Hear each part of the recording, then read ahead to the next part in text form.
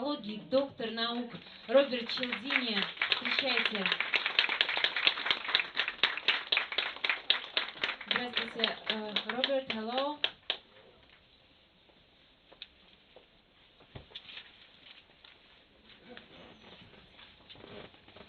Хотелось бы в начале нашей встречи несколько слов о тех книгах, которые вы сегодня здесь презентуете у нас.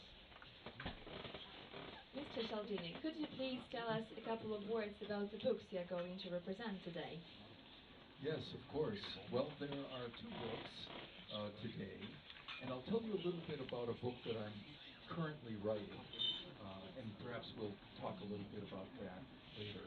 But one book is called Influence, and it was the first book that I wrote for a general audience, and it's about the psychology of persuasion, how it's possible to communicate in a way that makes audiences open and receptive to our ideas.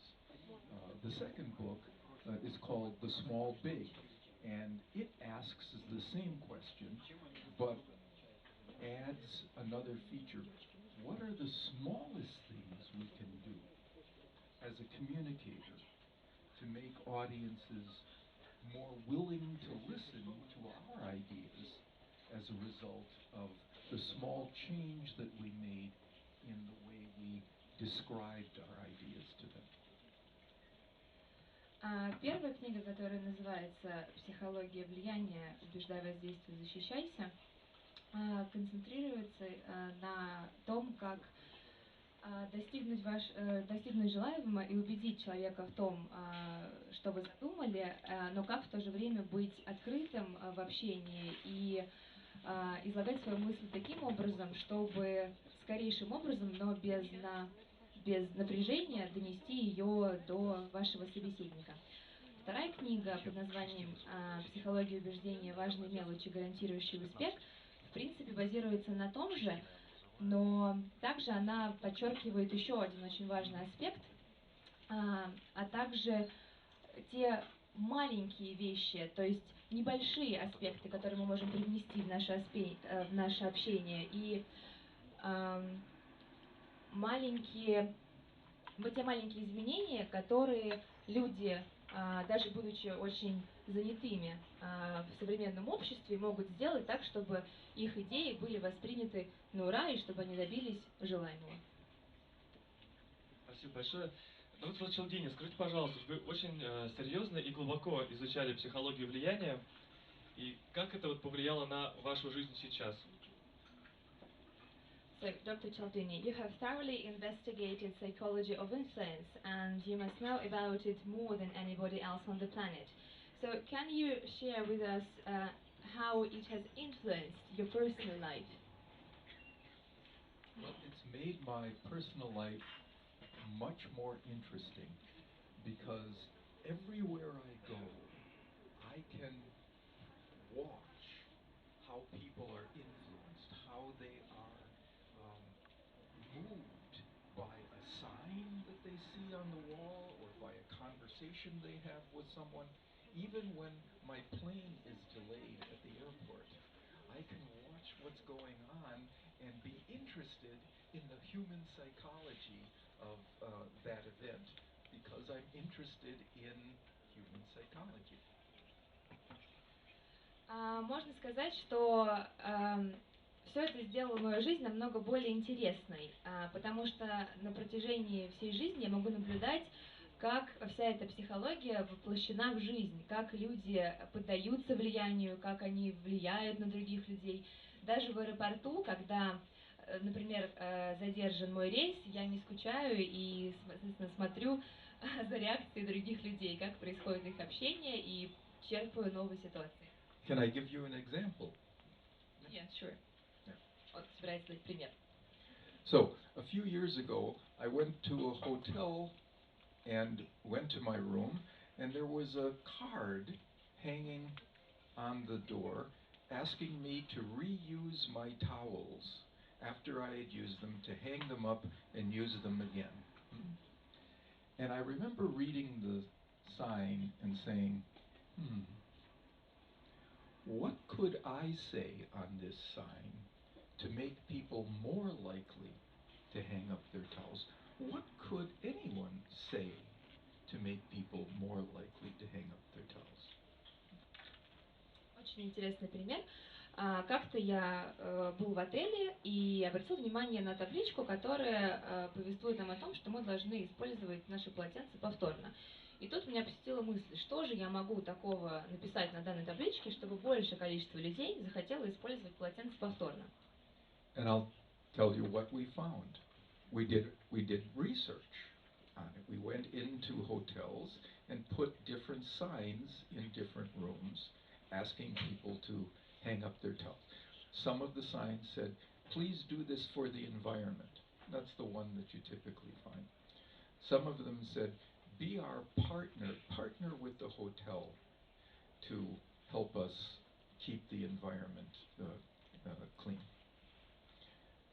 But the one that worked the best was to say, the majority of our guests do hang up their towels. Using social information about what others are doing, that was the most powerful effect.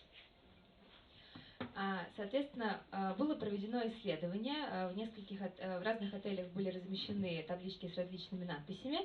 Одна из них призывала помочь окружающей среде, другая группа говорила, что поскольку вы остаетесь в нашем отеле, мы поддерживаем чистоту, мы поддерживаем окружающую среду, пожалуйста, используйте ваши полотенца повторно. И третья группа повествовала о том, что большинство людей, которые остаются, да, пребывают в отелях, они используют полотенца повторно. И именно это социальное доказательство, именно тот факт, что большинство людей делают и поступают таким образом, соответственно, достигло результата.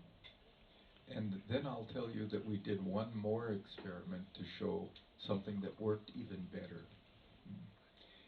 Instead of saying on the sign, the majority of the guests who stay at our hotel reuse their towels at least once during their stay, we said, the majority of the guests who've stayed in this room have reused their towels at least once during their stay.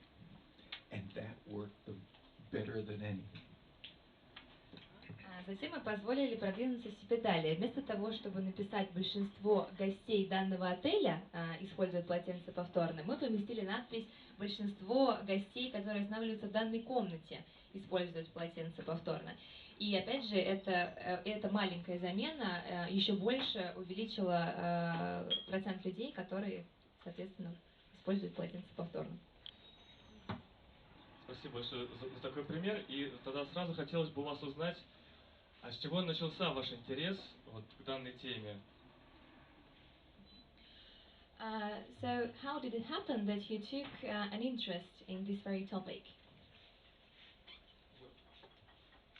I think it was even before I went to the university. I remember reading in newspapers research that was done by scientists of various sorts, anthropologists, sociologists, biologists. But the research that was being done by psychologists, by social psychologists, that was the most interesting to me because they were studying human behavior. And I always thought that was the thing I most wanted to know about. So I decided to become a social psychologist. Еще до того, как мистер Чалдини начал учиться в университете, он увлекался различными видами исследований. Соответственно, это были разнообразные исследования социологов, биологов, психологов, но исследования психологов заинтересовали его больше всего, потому что они изучали и концентрировались на поведении людей, и он сразу мог представить, как это может быть претворено в жизнь. И таким образом это очень сильно его подцепило. Спасибо большое, доктор Чалдини. Вот в своих работах вы выделяете 6 основных принципов влияния. Не могли бы вы сейчас какими-то конкретными примерами проиллюстрировать их и рассказать о них? Could you please illustrate right now all the 6 principles of influence with true-to-life examples? Oh, Well, I can certainly talk about each, but I won't have time to talk about big examples, but let me give you some examples. Certainly the first principle that I talk about is the principle of reciprocation that says people want to give back to us what we have first given to them. And here's a good example. Have you ever walked down a hallway where you see someone coming towards you, someone you don't know very well, and you smile at that person? What do you get? You get a smile. Whatever you give, you get back from individuals, provided you go first. You have to go first, and you get back what you give. Так как мы немного ограничены во времени, примеры будут небольшими, эпизодическими из жизни. И первый пример связан с принципом взаимного обмена, то есть взаимодействия. Представьте себе проход, и вы двигаетесь навстречу человеку, которого вы не знаете. Соответственно, если вы ему улыбнетесь, он вам улыбнется в ответ. The second principle is liking. People prefer to say yes to those they like. That's no surprise. What's interesting from research is that people will like us more if they see some commonality between us and them, some connection, some similarity. So for example, research shows that negotiators who see a similarity between themselves in their background or interests have more successful negotiations. They like each other more, and so they're more willing to cooperate. Второй пример будет связан с принципом благорасположения. Ни для кого, конечно же, не секрет, что общение происходит более естественно, если люди друг другу нравятся. Но более того, благорасположение также во многом зависит от того, насколько вы похожи с вашим собеседником. Исследование показывает, что при проведении переговоров, если обе стороны имеют какие-то общие интересы или, может быть, общее происхождение или какие-то другие аспекты жизни, то они с наибольшей вероятностью придут к консенсусу и быстрее. Another principle is the principle of authority. People want to follow the lead of legitimate experts, people who seem to be knowledgeable about the topic. Here's an example that sometimes just the appearance of authority is enough to cause people to follow. A study was done in which researchers took a man, put him on a street corner, and had him cross the street against the light into traffic, and to see how many people walked behind him. Right? If he was wearing a suit and tie, 350% more people followed him into traffic. Следующий пример связан с авторитетом. Соответственно, мы всегда больше слушаем тех людей, которые являются экспертом в той или иной области. И прежде всего важна даже внешность. Был приведен пример. Человек, который стоял на перекрестке, его попросили перейти улицу на красный свет. Если он был одет в какую-то повседневную одежду, за ним шло немного людей. А если он был одет в костюм и галстук, количество людей, которые за ним последовало, было намного больше. A fourth principle is what I call social proof or consensus. This is the idea that when people want to decide what to do, they don't just look at what the authorities are saying, the experts, they look at what their peers are doing, what people just like them are doing. One example is the study I told you about in hotels. If you learn that the majority of people, just like you, who've stayed in this room, have hung up their towels. You do too. But I think even more relevant to today's world, I saw a piece of evidence that online purchasers, people who buy things over the internet, 98% of them report checking reviews from others who have purchased it. People like them, right? 98%. Следующий пример относится к социальному доказательству или консенсусу. Соответственно, здесь мы обращаем внимание на людей, которые нас окружают, то есть не на авторитетное какое-то мнение, а на людей такие, как мы. И здесь справедливо заметить, что если мы обратим внимание на статистику среди покупок онлайн, то есть в интернет-магазине, большинство людей, прежде чем осуществить покупку, просматривают отзывы других людей, которые, соответственно, данную покупку уже совершили. И базируют свой выбор именно на отзывах, которые они прочитали, а не на характеристиках товара. A fifth principle is the principle of scarcity.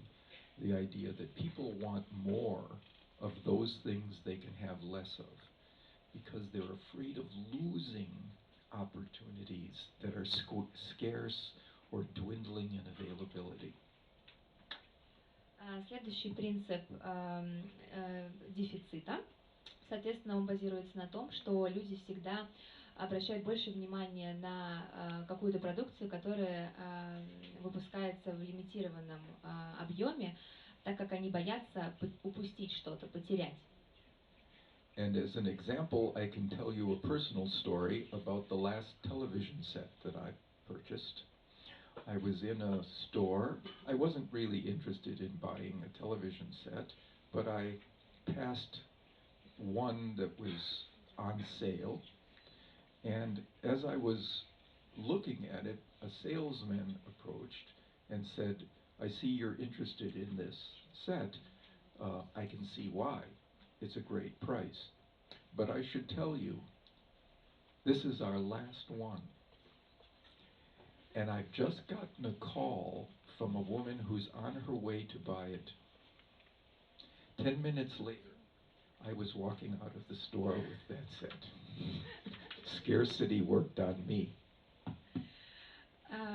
Небольшой пример из личного опыта. Последняя покупка, которую осуществил мистер Чалдини, это телевизор. Причем он не собирался покупать телевизор, просто он был в магазине, прохаживался по рядам, и тут увидел телевизор, и продавец спросил, заинтересован ли он в покупке. На что мистер Чалдини ответил, что нет, и тогда продавец возразил, что да, но на него хорошая цена, и это последний. То есть, да, больше таких нет. И тут приблизилась женщина, которая тоже хотела купить данный телевизор. В общем, вся ситуация закончилась тем, что мистер Чалдини вышел из магазина с телевизором в руках. Спасибо большое за ответ. Мистер Чалдини, скажите, пожалуйста, вот в чем принципиальная разница между влиянием и манипулированием? И может ли манипулирование быть во благо?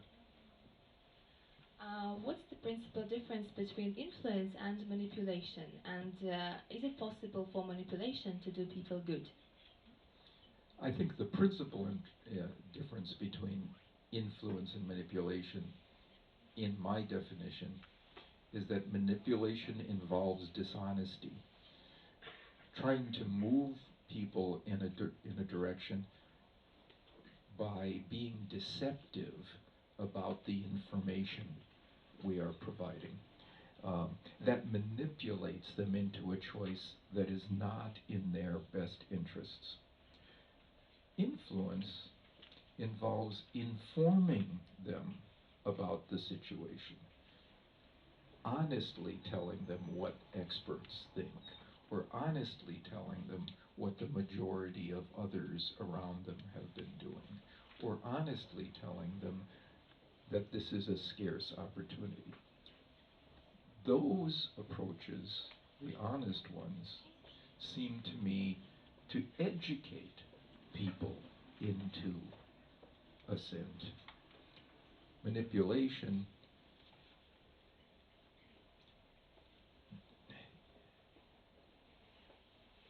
changes their behavior by being dishonest. And I think that's the difference. Если мы говорим о манипулировании, прежде всего оно подразумевает нечестность по отношению к людям. То есть, получая какую-то ложную информацию, ложные факты, вас как бы вынуждают что-то сделать. Если мы говорим о влиянии, то прежде всего оно связано с честным информированием. То есть вы получаете правдивую информацию о продукте или об услуге, которую вы собираетесь приобрести. Соответственно, влияние также, по мнению доктора Чалдини, образовывает нас, оно нас обучает, так как мы получаем новую информацию, в то время как нечестность в манипулировании ведет к разрушению личности. And then to answer the second part of the question, can manipulation ever be good? I think yes, but only for a short time, and then it becomes very bad. So, for example, I could be collecting money for a good charity, and I lie to people. And if I lied to people to get them to give me a donation, I might be able to help that charity for a short period. But then my reputation as being untruthful, right, would eventually come to the surface, and it would reduce my ability to be successful for that charity into the future. So it's always a long-term mistake to use manipulation or dishonesty. Возвращаясь ко второй части вопроса, который связан с тем, может ли быть полезно манипулирование, да, может, но только на короткий период времени. Приведу пример. Если я собираю деньги для какой-то благотворительной организации, но при этом я не говорю людям истинную причину, зачем мне нужны эти деньги, да, то есть сначала я помогу данной организации, но я постепенно заработаю себе репутацию лжеца. И когда эта репутация всплывет, соответственно, в дальнейшем я не смогу уже помочь ни благотворительному фонду, ни кому-либо, потому что люди просто откажутся со мной работать. Ну что ж, дорогие друзья, если у вас есть вопросы к нашему сегодняшнему гостю, то вы можете поднять руку, я к вам подойду, и вы сможете задать. Пожалуйста, мистер Чалдини, вот первый вопрос для вас. Здравствуйте, меня зовут Яна. Я хотела бы спросить, верите ли вы в то, что, находясь в сложной жизненной ситуации, можно попросить знака у Вселенной, и этот знак будет дан? И бывали ли в жизни у вас такие ситуации? So Yana would like to know that if you appear to be in a difficult situation in life, and if you ask for some sign from the universe, like will you get that assistance from the universe? And have you ever happened to be in such a situation? Well, you know, I think what you're talking about might be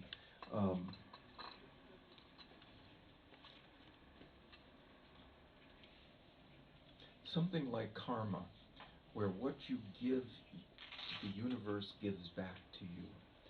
And I think I have been in that situation. I remember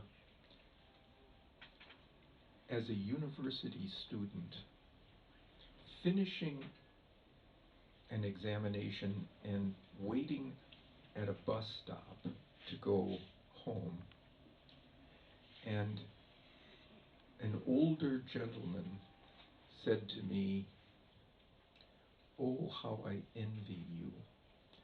I'm at the end of my life. You're at the beginning of yours.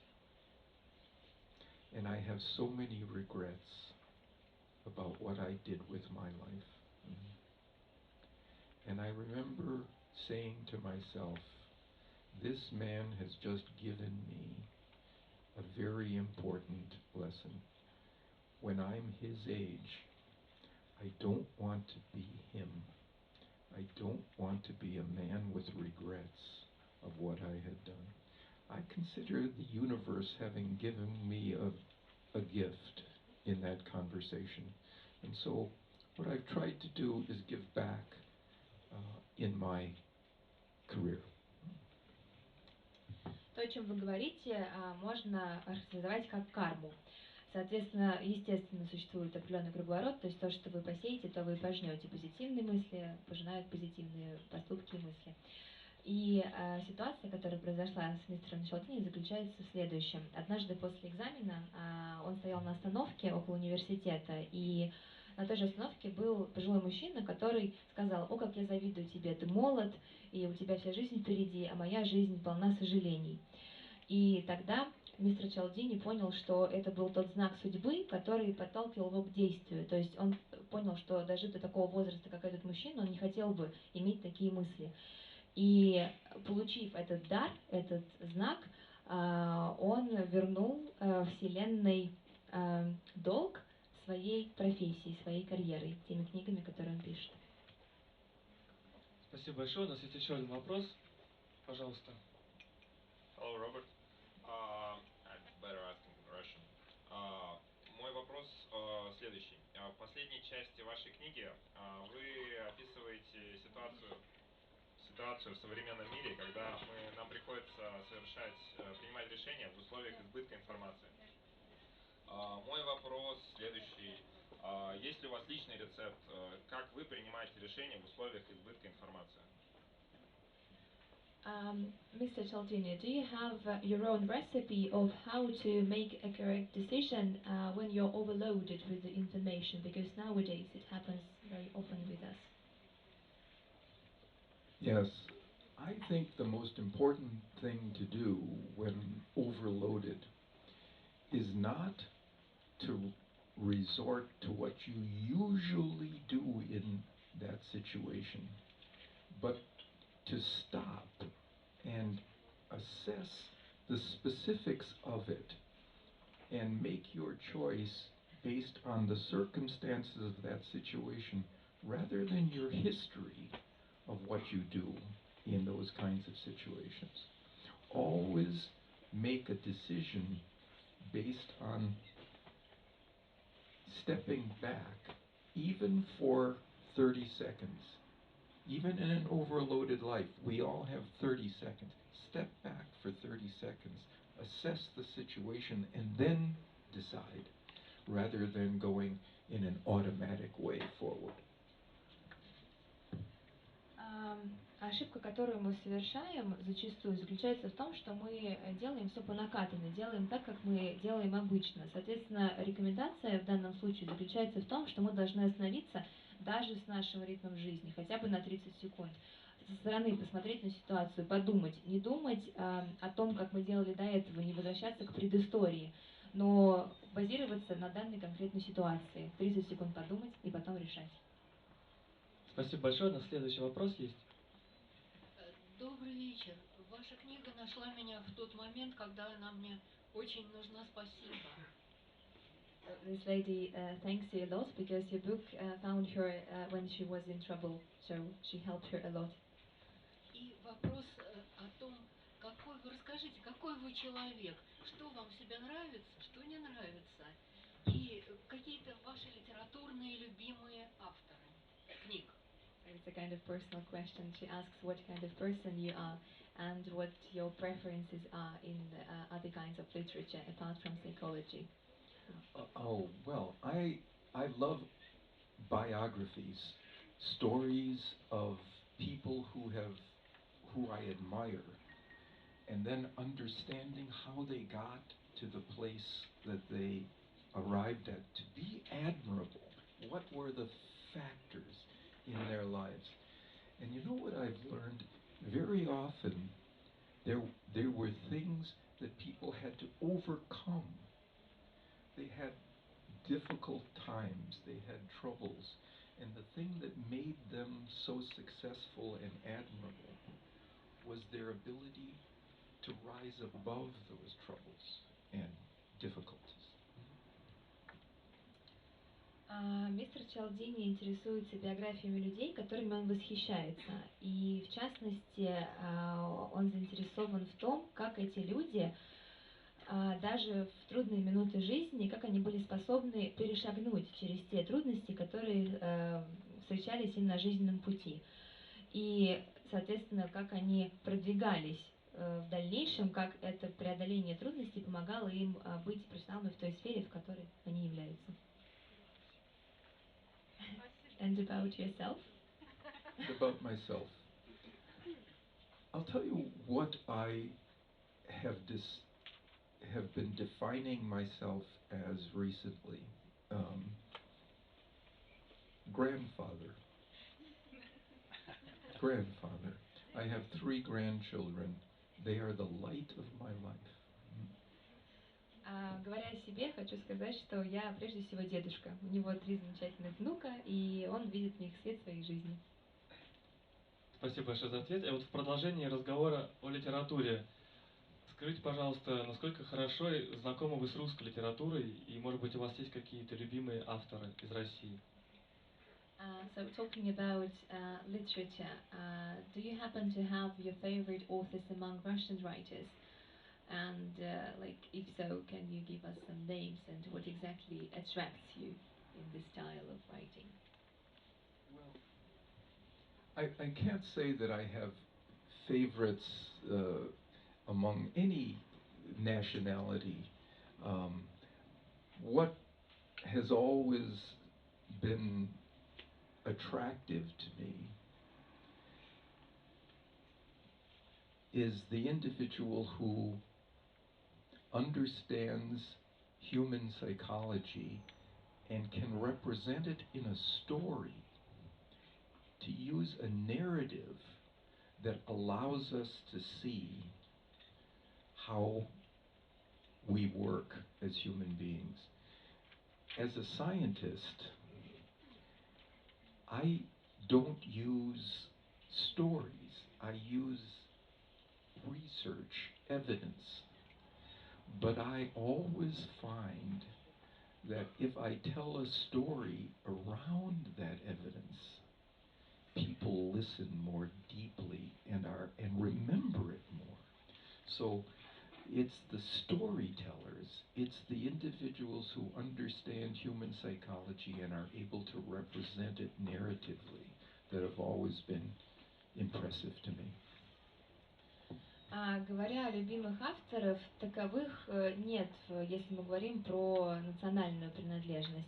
Но то, что восхищало мистера Чалдини всегда в тех или иных авторах, которые пишут художественную литературу, в частности, это то, что они являются индивидуумами, которые понимают психологию и способны раскрыть все это, используя красоту языка. Потому что, будучи ученым, мистер Чалдини концентрируется на исследованиях и фактах, но, как мы знаем, они достаточно сухи. Соответственно, авторы, которые пишут в жанре художественной литературы, они с наибольшим успехом доносят через свои истории основные аспекты той или иной теории до читателя. И обрамляя эти факты в какую-то историю, они быстрее добиваются результата. Это то, что восхищает. Спасибо большое за ответ. И последний вопрос в рамках сегодняшней встречи.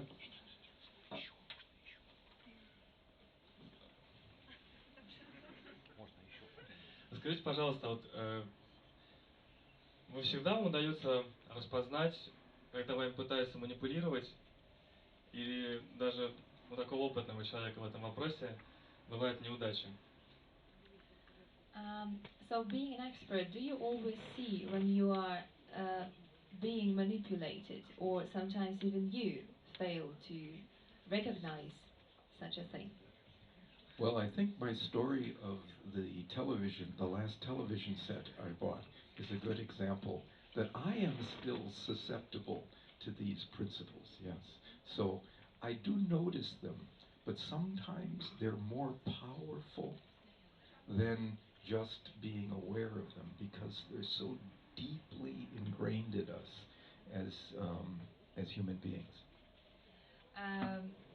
Если вы помните пример, который сегодня был проведен с телевизором, да, когда он купил телевизор, это, наверное, самый лучший пример, чтобы как бы показать всю данную ситуацию. Очень часто мистер Чалдини видит, когда люди пытаются манипулировать, но даже он не всегда в состоянии противостоять этому. Но он делает какие-то выводы после таких ситуаций. Спасибо большое за ответы. Дорогие друзья, есть ли у вас еще вопросы к нашему сегодняшнему гостю?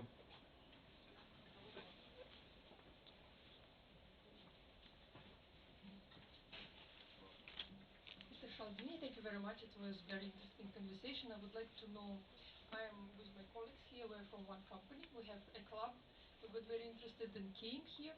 My question is, having been so deeply in this topic, psychology, and influence other people, if there is any difference between nationalities, like Russian, American, Italians, German, or there is no difference, it's just psychology? It's very interesting. Yeah, no, that is a very good question. Do you want to translate it? Вопрос прозвучал следующим образом. Существует какая-то разница между национальностями? То есть немцы, итальянцы, англичане, реагируют ли они по-разному в одной и той же ситуации или нет? То есть могут ли быть принципы применимы абсолютно ко всем людям на Земле? Yes, so the answer is yes, it is all psychology, but it's more complicated than that. That is, these 6 principles that I talk about, research shows that they appear in every human culture. But, no, I will let you translate. Все эти 6 принципов встречаются в каждой культуре, но Here's the complication. The priorities associated with each of the principles change from culture to culture. Но трудность заключается в том, что данный список принципов будет располагаться по-разному в разных культурах в порядке значимости. То есть то, что одни считают более значимым, других может быть в конце списка. And here's some evidence. Is your company an international company? Yes. Yeah. Okay. So, Citibank did a study a few years ago of its managers in 4 different cultures around the world. And they asked the following question. If one of your colleagues, a fellow manager, came to you with a request for assistance that required that you take your time, your resources, maybe even some of your staff, and apply them to your colleague's problem, under what circumstances would you feel most compelled to say yes? Citibank провел исследование среди 4 культур. Значит, ситуация была такова. Если к вам подходит коллега с просьбой задействовать ваше время, ресурсы или даже персонал. And in the United States, the United Kingdom, Canada, and Australia, these are all British-based cultures. Here was the answer that came to the top. Not the only answer, but the one at the top. They said, I would ask myself, what has this person done for me recently? If this person has assisted me, I have to say yes. Самый популярный ответ среди американцев, представителей Соединенного Королевства, австралийцев и канадцев был, что прежде чем принять решение, вы спросите себя, что этот человек сделал для меня в последнее время. И если вы поймете, осознаете для себя, что то, что он для вас сделал, было значимо, то вы ему поможете. The answer was different in the Far East. China, Japan, Korea. The answer that was at the top was, I would ask myself, is this person connected to my boss? If so, out of loyalty to my boss, I have to say yes. Authority, right? Ситуация в Китае, Японии и Корее была другая. Самый популярный ответ, который люди задавали себе, звучал следующим образом. Человек, который просит меня оказать ему услугу, насколько он приближен к моему руководству? То есть, насколько, если я помогу ему, я буду, соответственно, приближен к своему боссу.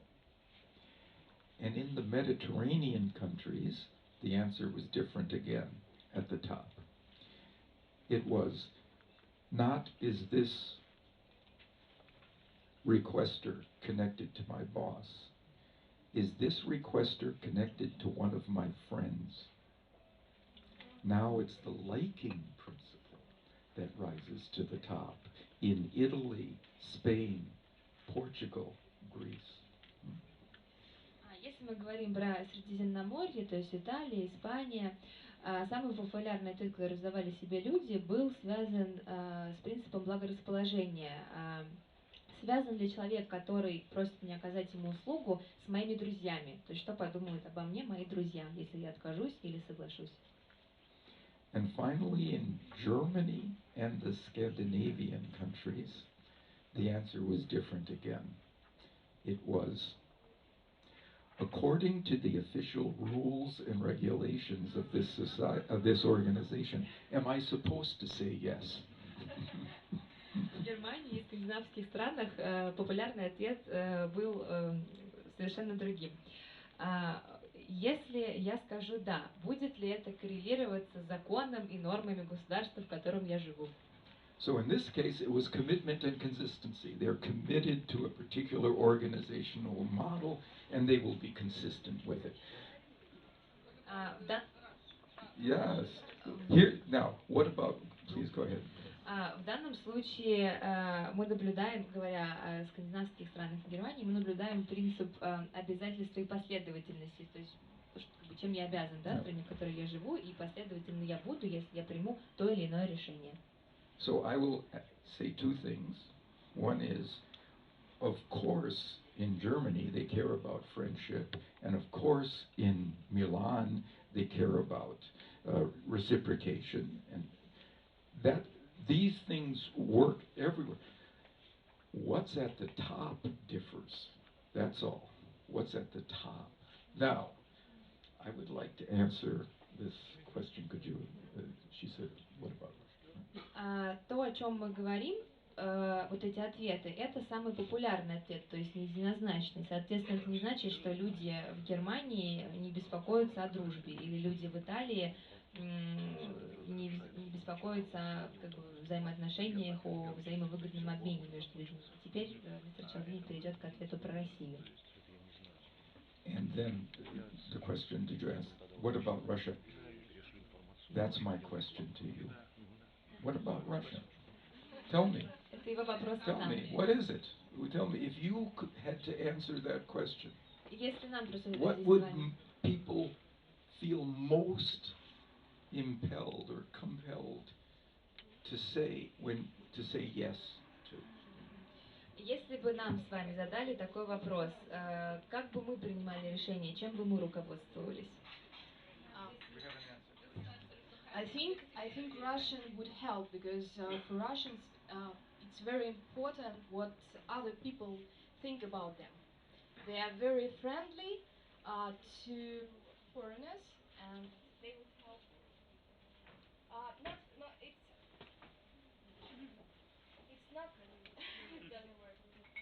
It's not only for foreigners.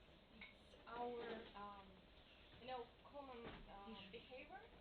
That people, that it's very important for us that people think about us. If I help another person, it's very important for me just to know that he would think good about it. So liking, Yes. a different form of liking than because my friend did it, I have to say yes for my. But I think all the positions you said it's complicated because we're very different and we have not investigations in this it depends. Девушка за столом сказала, что Наш ответ будет больше базироваться на принципе благорасположения, так как для нас важно, что нас думают другие люди. И говоря о русских в общем срезе, для нас нам присуще коллективное мышление. Дама на диванчике сказала, что нельзя конкретно ответить, потому что представители разных слоев общества ответят по-разному. Соответственно, не было проведено достаточного количества исследований, чтобы подводить итоги какой-то статистики. Мистер Чалдини, скажите, пожалуйста, вот мы знаем, что вы работаете над новой книгой, которая называется «Убеждения», и хотелось бы узнать, как скоро она выйдет в продажу, и мы сможем почитать ее. We know that you're working on your new book, which is called Persuasion, and we would like to know when it is going to be published and when we can just get something. So, the book is called Persuasion, you're right, because the question that I'm asking is not what can you say to move people in your direction by making your case or presenting your idea. What can you put into it? I'm not talking about that.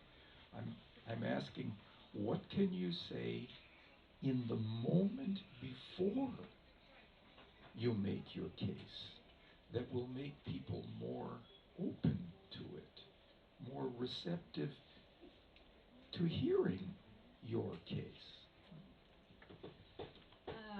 Книга, над которой мистер Чалдини работает сейчас, не зря называется «Предубеждение», потому что она будет уделять большее внимание не тому, что вы говорите сейчас, чтобы каким-то образом повлиять на людей, но тому, как вы себя ведете и что вы говорите секунды или минуты ранее, чтобы каким-то образом расположить к себе людей, чтобы они понимали, какой вы тип человека и как вы можете установить ту самую связь, прежде чем вы зададите этот вопрос, который вас интересует. And let me give you one example.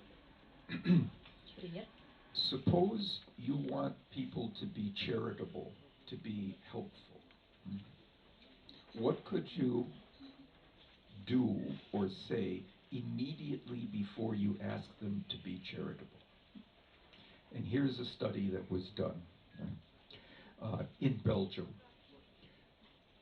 Researchers showed subjects in an experiment pictures of household items like teapots and toasters.